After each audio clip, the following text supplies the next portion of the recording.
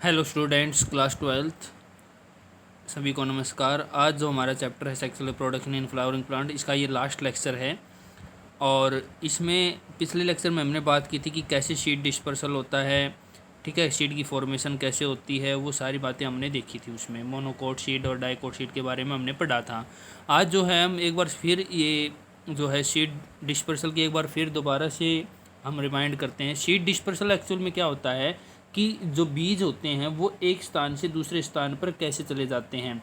जैसे कि आपने देखा होगा कि कई बार ऐसा होता है कि दीवारों में जैसे कि कोई प्लांट ग्रो कर गया, तो ये बात सोचने की है किसी मकान में या किसी दीवार के अंदर कैसे प्लांट ग्रो कर सकता है। तो ये बात सोचने की क्या कैसे, क्योंकि मान लो किसी बर्ड ने जैसे कि कोई फ्रूट खाया है और उसके जो सीड हैं, ठीक है, जैसे फ्रूट खा लिया और उसके सीड उसके जैसे उसकी बॉडी के अंदर गए, बॉडी से फिर जो फिकल मैटर, जो उसका वेस्ट मटेरियल है, वो जहाँ पर मान लो उस दीवार के ऊपर बैठा तो उसने जो बीट है वहाँ पर कर दी, ठीक है, उसमें उसके सीड आए होंगे और वो वहाँ पर सुटेबल एनवायरनमेंट के दौरान या मॉइस्चर मिलने के बाद जो है वो जर्मिनेट कर गए। तो इस प्रकार से सीड डिस्पर्सल हो गया वो, ठीक है। तो इसमें जो है आपके जो बर्ड्स हैं वो भी सीड डिस्पर्सल में हेल्प करते हैं, एनिमल्स हैं, एनिमल्स भी सीड डिस्पर्सल में हेल्प करते हैं। कैसे, जैसे क्या मान लो आप खेत की तरफ गए हो तो एक प्लांट होता है जेंथियम प्लांट, ठीक है, तो उसका सीड कई बार जैसे ऐसा होता है कि कपड़ों के चिपक जाता है वो, ठीक है। जैसे ही मान लो आप वहाँ से आए और किसी दूसरी जगह पे गए हो, वहाँ पर वो गिर गया तो वहाँ पर वो जर्मिनेट कर जाएगा। तो इस प्रकार से वाइंड के द्वारा भी, वाइंड के द्वारा कैसे कि जैसे जो आपने ये आक का पौधा देखा होगा, आकटा हम जिसको बोलते हैं, उसमें जो सीड होते हैं उस पर हेयरिंग होती हैं, ठीक है, तो वो हवा के द्वारा जो है एक स्थान से दूसरे स्थान पर जाके जर्मिनेट हो सकता है। वाटर के द्वारा कोकोनट जो है वो वाटर के द्वारा डिस्पर्सल होता है उसका सीड, ठीक है। और भी ऐसे बहुत सारे ऐसे वो हैं प्लांट्स जिनकी जो है सीड डिस्पर्सल में जो है एक तरह से हम ये बोल सकते हैं ह्यूमन बीइंग है, वाटर, एनिमल्स, इनके द्वारा जो है सीड डिस्पर्सल होता है। तो सीड डिस्पर्सल एक्चुअल में बीजों का बिखराव होता है। डिस्पर्सल का मतलब एक स्थान से दूसरे स्थान पर वो चले गए, ठीक है। तो इस प्रकार, और ये सबसे ज़्यादा जो है एंजियोस्पर्म में देखने को मिलता है और इसी वजह से एंजियोस्पर्म इस धरती पे सबसे ज़्यादा है। 60% जो है प्लांट स्पीशीज के दौरान जो है वो एंजियोस्पर्म है इसके अंदर, ठीक है। देखिए सीड डिस्पर्सल के फ़ायदे भी हैं, क्योंकि अगर मान लो देखो जैसे कि एक प्लांट है, ठीक है, उसमें फ्रूट आ गए, सीड आ गए उसके अंदर और वो फ्रूट वहीं पर गिर गए, ठीक है, कोई सीड डिस्पर्सल नहीं हो रहा, तो क्या होगा कि कुछ समय बाद वही सीड जो है वहाँ पर जर्मिनेट करेंगे। तो जो पहले से ऑलरेडी वहाँ पर प्लांट था, उस प्लांट के और जो प्लांट अभी जर्मिनेट हुए हैं उनके बीच में कंपटीशन होगा। किसके प्रति कंपटीशन होगा? जो मिनरल्स और हैं, जो वाटर है, उनको लेके उनके बीच में कंपटीशन बनेगा, ठीक है। तो इसलिए सीड डिस्पर्सल जो है वो कंपटीशन को अवॉइड करता है, ठीक है। एक जैसे दूर चला गया, दूर प्लेस पे किसी पे चला गया वो, तो वो किसको कम कम करते हैं? कंपटीशन को कम करते हैं। सर्वाइवल रेट ज़्यादा बढ़ता है उनका, ठीक है, न्यू हैबिटेट्स बनती हैं। ये फ़ायदे हैं सीड डिस्पर्सल के, ठीक है। अब जो हमारा नेक्स्ट टॉपिक है वो है पार्थेनोकार्पी। पार्थेनोकार्पी एक्चुअल में ये वो प्रोसेस होता है जिसमें हम जैसे कि जो फ्रूट प्रोड्यूस करवाते हैं वो विदाउट सीड हो। ऐसे फ्रूट्स जिनके अंदर सीड ही नहीं हो। क्या आपने कभी ऐसे फ्रूट खाए हैं जिसके अंदर सीड ही नहीं हो? तो जो सीडलेस फ्रूट होते हैं उन्हीं को हम पार्थेनोकार्पिक फ्रूट बोलते हैं और वो पार्थेनोकार्पी मेथड से बनते हैं। कैसे?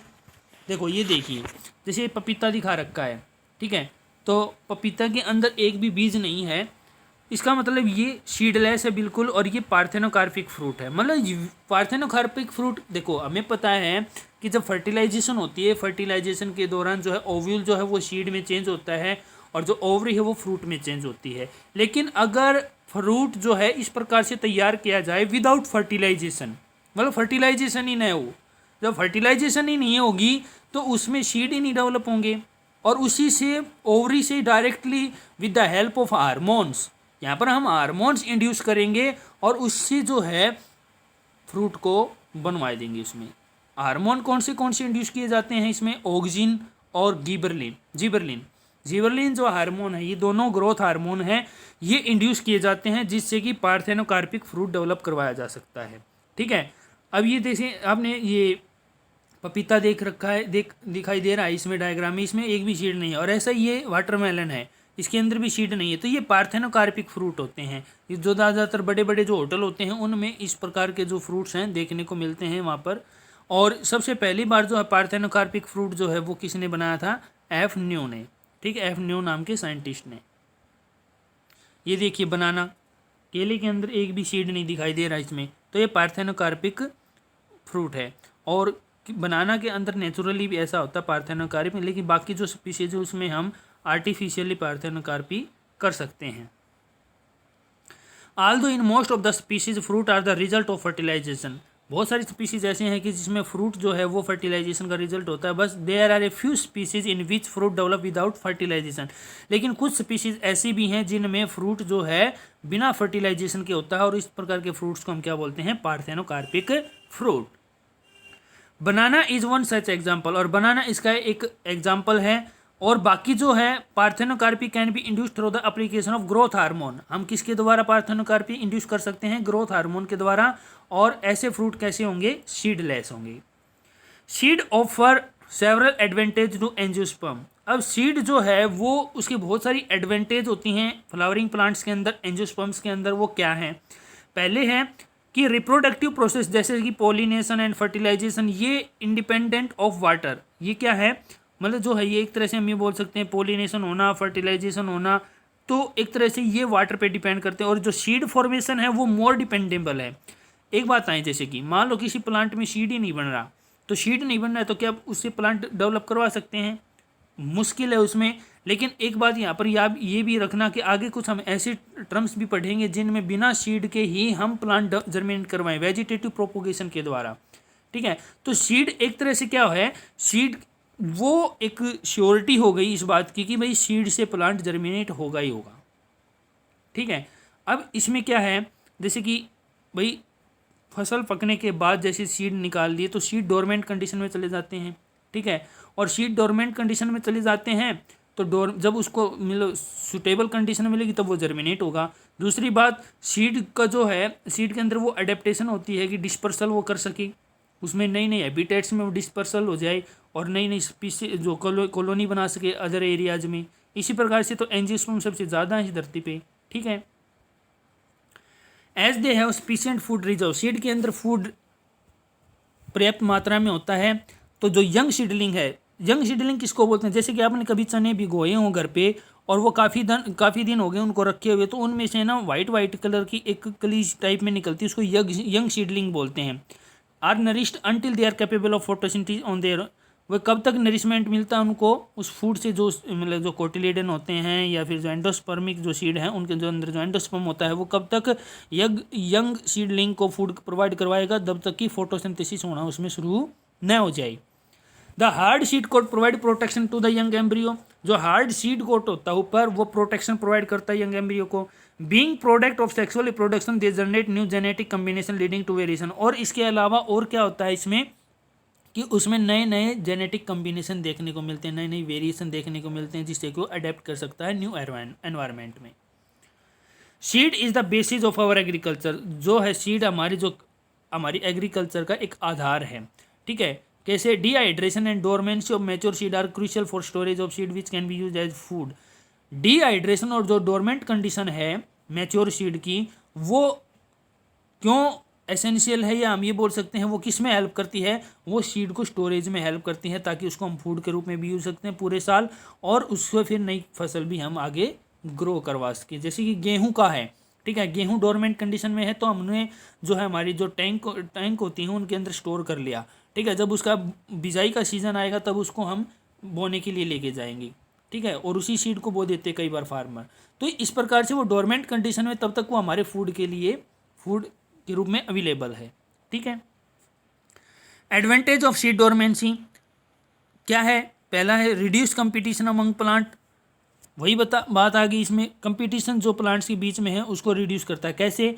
कि वही बताया मैंने, जैसे मान लो एक प्लांट है, ठीक है, और उसमें जो है क्या हुआ कि सीड बन गया, सीड बनते ही वो उसके नीचे गिर गया और उसमें मान लो लंबे समय तक डोरमेंट सी नहीं है तो कि सीड एकदम से जर्मिनेट हो जाएगा नीचे, और वो जो प्लांट में उन बहुत सारे प्लांट हो जाएंगे, झुंड हो जाएगा एक तरह से वहाँ से, और प्लांटों के बीच में कंपटीशन हो जाएगा।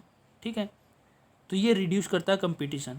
फिर स्टोरेज लंबे समय तक उसको हम स्टोर कर सकते हैं सीड को, it is a survival mechanism. फिर सीड जो है वो एडवर्स कंडीशन, जो मतलब हम ये बोल सकते हैं अनफेवरेबल कंडीशन है, उनके उनके दौरान वो पास होता है, उसमें उसका कोई इफेक्ट नहीं होता। प्रिवेंट द इंस्टीट्यूट जर्मिनेशन, फिर एकदम से जर्मिनेशन होने का मतलब ये है कि एकदम से जर्मिनेट नहीं होता वो, जैसे कि एकदम प्लांट से फ्रूट नीचे गिरा और एकदम से वो जर्मिनेट हो गया, नहीं, उसमें टाइम लगता है। तो वीवीपेरी इसको बोलते हैं vivipary. Vivipary is the condition whereby the embryo grow first to break through the seed coat. Embryo क्या करेगा, वो पहले सीड कोट को तोड़ेगा और फिर जर्मिनेट करेगा, देन आउट ऑफ फ्रूट वाल वाइल शील अटैच टू द पेरेंट पोला, और फिर वो फ्रूट वाल से बाहर आता है। ठीक है। How long do the seed remain alive after they are dispersed, मतलब कितने लंबे समय तक सीड जो है जिंदा रहेगा जब वो किसी दूसरे स्थान पर डिस्पर्स हो जाए। तो ये जो टाइम पीरियड है ये सभी स्पीशीज में अलग अलग देखने को मिलता है, varies greatly. In a few species the seed lose viability within a few month. कई बार ऐसा होता है, कुछ स्पीशीज ऐसी हैं कि जिनकी सीड की जो वैलिडिटी है, वाइबिलिटी, वो कुछ ही महीने की होती है, फिर वो डेड हो जाता है। कुछ ऐसी स्पीशीज है जिनके सीड जो है लंबे समय तक, सेवरल ईयर, कई सालों तक जीवित रहते हैं। Some seeds can remain alive for 100 of years. कुछ सीड ऐसे हैं जो 100 साल से भी ज़्यादा जिंदा रहते हैं, मतलब उनमें वो ऐसे ही डोरमेंट कंडीशन में पड़े रहते हैं, जब उनको फेवरेबल कंडीशन मिलेगी तब वो जर्मिनेट हो जाएंगे। जैसे कि they are several record of very old yet viable seed, मतलब हमारे जो एक तरह से रिकॉर्ड किए हुए साइंटिस्टों के द्वारा, बोटनिस्ट के द्वारा रिकॉर्ड किए हुए जो हैं वो वाइबल वैलिडिटी जो सीड्स की वो आज भी है। जैसे कि ओल्डेस्ट जो सीड है वो है ल्यूपाइन प्लांट का, ल्यूपाइनस आर्कटेक्स। कहने का मतलब ये वो प्लांट है जो आर्कटिक टुंड्रा में पाया जाता है। आर्कटिक टुंड्रा का मतलब है जो अंटार्कटिका एरियाज हैं, वहाँ पर जो ऊंचाई वाले इलाके हैं वहाँ पर ये प्लांट पाया जाता है, और इस प्लांट के जो सीड हैं वहाँ पर मिले थे। ठीक है। और वो जब सीड को एस्टिमेट किया, किसके द्वारा एस्टिमेट किया, कार्बन डेटिंग के द्वारा। जैसे कि हम जो खुदाई के दौरान जो हमें अवशेष मिलते हैं उनके पता लगाते हैं कि भी कितने साल पुराना है, तो कार्बन डेटिंग के द्वारा उसको एस्टिमेट किया गया था। तो उसकी डोरमेंट कंडीशन कितनी थी, 10,000 ईयर्स, 10,000 साल, मतलब 10,000 साल तक वो डोरमेंट कंडीशन में था। ठीक है। और एक अभी रिसेंट रिकॉर्ड जो है वो वाइबल सीड किसका, डेट पाम, खजूर का। ठीक है। फोइनेसिक डेक्टिलीफेरा जो है उसको डिस्कवर किया गया, कहाँ पर, archaeological excavation at King Herod palace near the Dead Sea. जो मृत सागर है वहाँ पर किंग एरोड पैलेस है, वहाँ पर उसके निकट जो है ये डेट पाम का जो है एक शीड मिला जो 2000 साल पुराना था, और उस वो अभी भी अलाइव था, वो जिंदा था, क्योंकि जब उसको मिट्टी में बिजाई के लिए डाला गया तो वो जर्मिनेट हो गया। ठीक है। Can you think some of plant in which fruit contain very large number of seed. अब कई बार हम ऐसे देखते हैं कुछ प्लांट ऐसे भी हैं जिनके फ्रूट्स के अंदर बहुत सारे सीड होते हैं, जैसे कि orchid fruits are such category and each fruit contain 1000 of tiny seed. मतलब ऑर्किड फ्रूट ऐसा है जिसके अंदर बहुत सारे हज़ारों की संख्या में छोटे छोटे बिल्कुल सीड मिलेंगे, बिल्कुल छोटे छोटे, ऐसे कि बिल्कुल जैसे कि हम ये बोल सकते हैं बिल्कुल स्मॉल होते हैं और डस्टी लाइक होते हैं, वो डस्ट लाइक होते हैं। Similar is the case in fruit of some parasitic species. कुछ पैरासिटिक स्पीशीज भी ऐसी हैं, पैरासिटिक प्लांट भी ऐसे हैं जिनके सीड बहुत सारे होते हैं। ठीक है। जैसे कि ओरोबेंची और स्ट्रिगा, ये पैरासिटिक प्लांट हैं। ये देखिए इसमें ये ऑर्किड फ्रूट का डायग्राम है, और इसके अंदर ये जो बिल्कुल बारीक बारीक दिखा रखे हैं वाइट कलर के, ये इसके सीड हैं। तो देखो कितने सारे सीड हैं। ठीक है। आगे है apomixis and polyembryony. Apomixis जो है क्या होता है, all do seeds in general are the products of fertilization. हमें पता है कि सीड जो है वो प्रोडक्ट है किसके, फर्टिलाइजेशन के। लेकिन कुछ फ्लावरिंग प्लांट ऐसे हैं, कुछ स्पीशीज ऐसी हैं जैसे कि एस्ट्रेसी और ग्रासीज फैमिली ऐसी हैं, उनके अंदर एक स्पेशल मैकेनिज्म होता है कि और वो सीड प्रोड्यूस करती है विदाउट फर्टिलाइजेशन। हाँ, यहाँ पर आपको एक बात ध्यान रखने की है कि यदि हम फ्रूट प्रोड्यूस करवाते हैं without fertilization, that is parthenocarpy, वो पार्थेनोकार्पी है। और यदि सीड प्रोड्यूस करवाते हैं without fertilization, that is apomixis, वो एपोमिक्सिस है। और जो नॉर्मली जो सीड प्रोड्यूस होता है फ्रूट के साथ ही, जैसे फ्रूट प्रोड्यूस हो गया और फ्रूट के अंदर ही सीड है, वो नॉर्मल सेक्सुअल रिप्रोडक्शन का जो रिजल्ट है उसको एफीमिक्सिस बोलते हैं। एम्फीमिक्सिस, AMPHIMIXIS, एम्फीमिक्सिस बोलते हैं उसको। ठीक है। What is fruit production without fertilization called? पता है आपको कौन सा फ्रूट होगा? Parthenocarpic fruit. Apomixis is a form of asexual reproduction that mimics sexual reproduction. इसलिए जो एपोमिक्सिस है वो एक एसेक्सुअल रिप्रोडक्शन की टाइप है जिसमें वो मिमिक करती है किसको? सेक्सुअल रिप्रोडक्शन को। मिमिक कैसे किया? क्योंकि सेक्सुअल रिप्रोडक्शन से ही रिजल्ट होता है किसका? सीड फॉर्मेशन का। ठीक है। और यहाँ पर एपोमिक्सिस से भी सीड फॉर्मेशन हो रही है, जबकि एसेक्सुअल रिप्रोडक्शन में हमने देखा था कि एसेक्सुअल रिप्रोडक्शन ऐसा होता है जिसमें हमें ये बात की थी कि ऐसे प्लांट हम ग्रो करवाते हैं जो विदाउट सीड, बिना बीज के। ठीक है। फिर they are several ways of development of apomictic seed, मतलब बहुत सारे मेथड हैं एपोमिक्टिक सीड बनाने के। In species the diploid egg cell is formed without reduction division and develop into the embryo without fertilisation. कहने का मतलब ये है यहाँ पर, जैसे कि हमें पता है कि जो ओव्यूल है उसके अंदर न्यूक्लियस सेल्स भरी हुई थी। ठीक है। और उसके अंदर एक एम्ब्रियो सेक था। तो न्यूक्लियस सेल्स जो है कई बार क्या करती हैं? न्यूक्लियस सेल्स डिप्लॉयड होती हैं। ठीक है। तो कई बार न्यूक्लियस सेल्स जो हैं डायरेक्टली एम्ब्रियो सेक के अंदर एंट्री कर जाती हैं और वो अपने आप को एम्ब्रियो में चेंज कर देती हैं या जाइगोट में अपने आप को चेंज कर लेती हैं। ठीक है। क्योंकि और कई बार न्यूक्लियस सेल्स जो है अपने बिहेव करना शुरू कर देती है एज ए एम्ब्रियो। ठीक है, विदाउट फर्टिलाइजेशन। तो वो एम्ब्रियो हो गया तो उससे फिर क्या होगा? वही बात है, सिंपल सी बात है कि उससे जब एम्ब्रियो बन रहा है वो भी विदाउट फर्टिलाइजेशन, तो एम्ब्रियो से तो सीड बनेगा फिर आगे चल के। ठीक है। तो फर्टिलाइजेशन के बिना हो गया वो। More often in many citrus and mango varieties some of the nucleus cell surrounding the embryo sac start dividing. वही बात आ गई, produce into the embryo sac and develop into the embryo. Embryo में वो started dividing, protrude into the, कई बार embryo sac के अंदर वो चली जाती हैं और डेवलप कर लेती हैं एम्ब्रियो को। In such species each ovule contain many embryo. इस प्रकार की स्पीसीज में हर प्रत्येक ओवल में बहुत सारे एम्ब्रियो होंगे और इस कंडीशन को हम बोलते हैं पॉली एम्ब्रियोनी। क्या बोलते हैं इसको? Polyembryony. फिर आगे hybrid varieties of several of our food and vegetable crops are being extensively cultivated. अब हाइब्रिड वैरायटी कौन सी होती है? हाइब्रिड वैरायटी मैंने आपको पहले भी बताया था, हाइब्रिड वैरायटी ऐसे होती है जिसमें दो करेक्टर मिक्सिंग हो। ठीक है। और दोनों हायर, मतलब ये सुपरफिशियल करेक्टर हो दोनों। ठीक है। तो cultivation of hybrid as tremendously increase product. और यदि हम हाइब्रिड को कल्टीवेट करते हैं, मतलब खेतों में इसकी बिजाई करते हैं हाइब्रिड्स की, तो हमारा प्रोडक्शन जो फसल का वो ज़्यादा होता है। ठीक है। लेकिन एक प्रॉब्लम क्या है हाइब्रिड के साथ कि हाइब्रिड सीड हैं वो प्रत्येक साल प्रोड्यूस करवाने पड़ते हैं और इन सीड्स को कलेक्टेड किया जाता है from if the seeds collected from hybrids are sown the plants in the progeny will segregate. और यदि लगातार, जैसे कि मान लो एक बार किसान ने बाजार से, मार्केट से जो है हाइब्रिड सीड ले लिए, ठीक है, खेत में बो दिया।